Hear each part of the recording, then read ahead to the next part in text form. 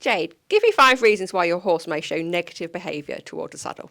So, reason number one, if your saddle's too long for your horse, it's going to sit on the lumbar region, which isn't designed to support any weight.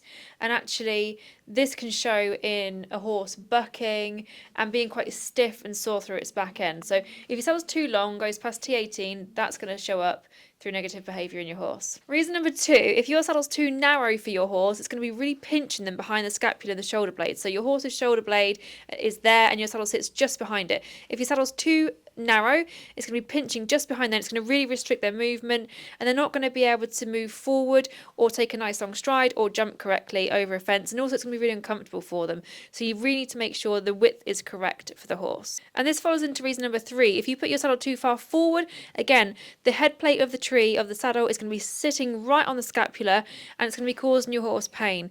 Your horse is going to probably show it in a shuffly movement and it's not going to be able to be free moving. And it's obviously quite common actually to see people shove their saddles up the horse's neck way too far. It needs to be sat behind the scapula and the point of the tree must be sat behind the scapula. Reason number four, you've got the wrong shaped tree for your horse. So obviously every horse has a different wither profile and a different back shape, whether it's flat, dippy, curved, and also how broad it is as well. So you need to consider various different things when it comes to the shape of the tree. And if you have got the wrong shape, you could find, if you've got a very flat backed horse, for example, you'll find the tree's too curved and it will sit upright at the back.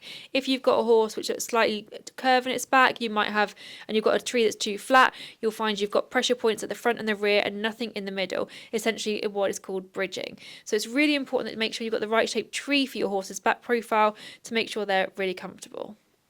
And finally, reason number five, if your saddle's too wide for your horse, it's going to tip you as a rider forward, it's going to drop down onto the horse's wither, and it's going to slide backwards. So you're going to be losing your saddle pad and you're going to be losing your saddle, and it's just going to be putting a lot of pressure on the front of the horse. So it's really important, again, to make sure the width is correct for your horse.